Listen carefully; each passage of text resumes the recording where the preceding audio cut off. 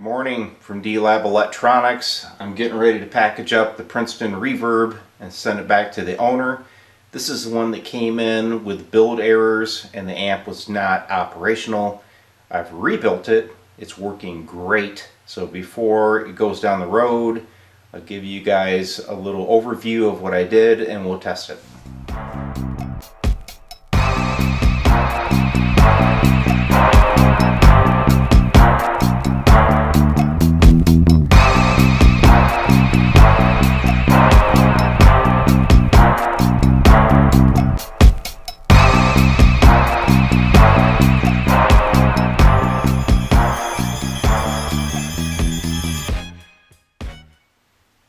Alright, this is a review of the Mojotone Princeton amplifier that came to the shop non-operational.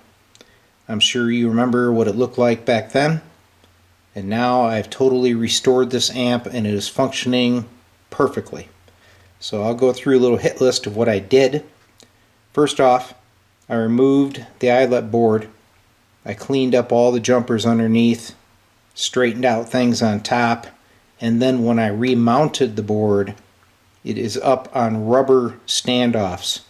That eliminates the possibility of pinched wires underneath, and it will also stop the warping of the board because you do not have the sheet metal screws pulling it down in 3 locations.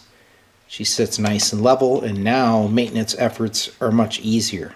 Alright, so now let's concentrate on the area of the 6v6 tube sockets.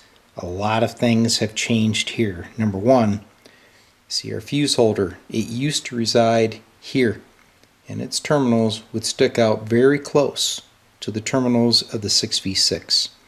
I consider that a hazard, so I routinely relocate that fuse holder between the rectifier tube and this 6v6. That opens this area and makes it much easier for future maintenance.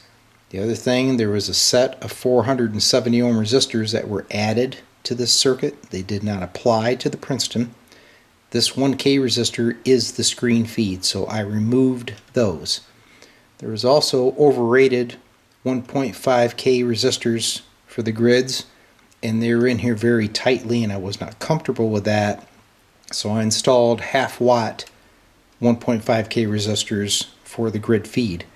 And then you'll see these 2 resistors here. These are 1 ohm current sensing resistors that are going to pin 8 of the output tubes to ground. And what this allows for is so you can connect your meter and you can see the current flow going through each output tube while you're adjusting your negative bias. There is also error in this added on negative bias adjustment.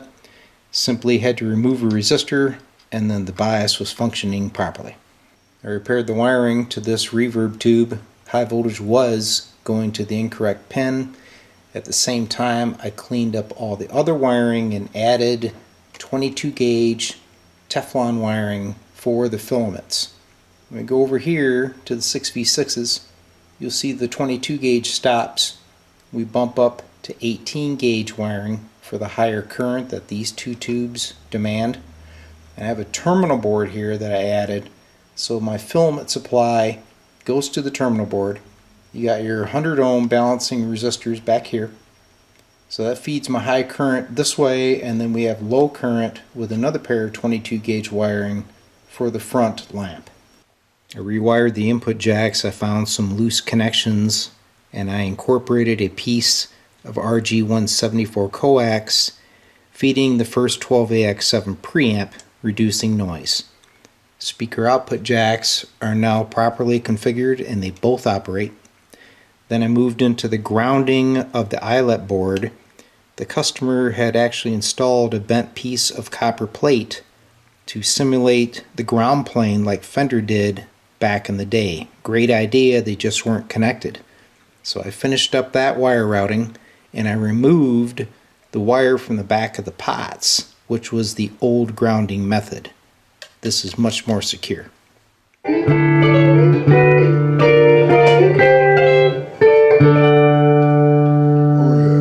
got Tony here. We're shaking down that that Princeton amp, the one I had to totally gut out and rebuild. I can see he already likes it.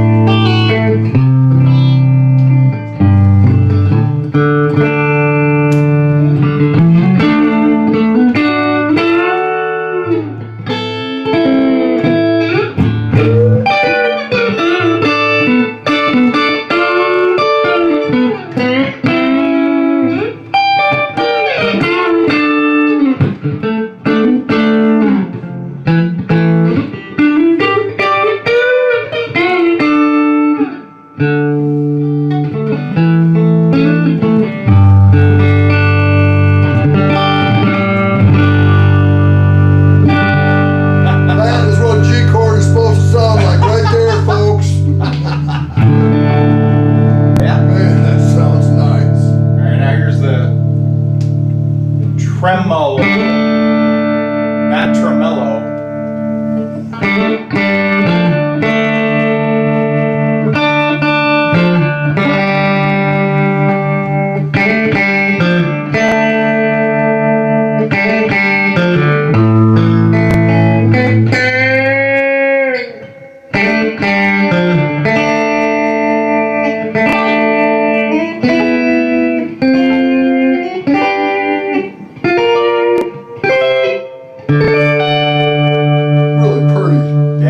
Sounds pretty. Yeah, man. Compared to anything OEM Princeton now, what do you think?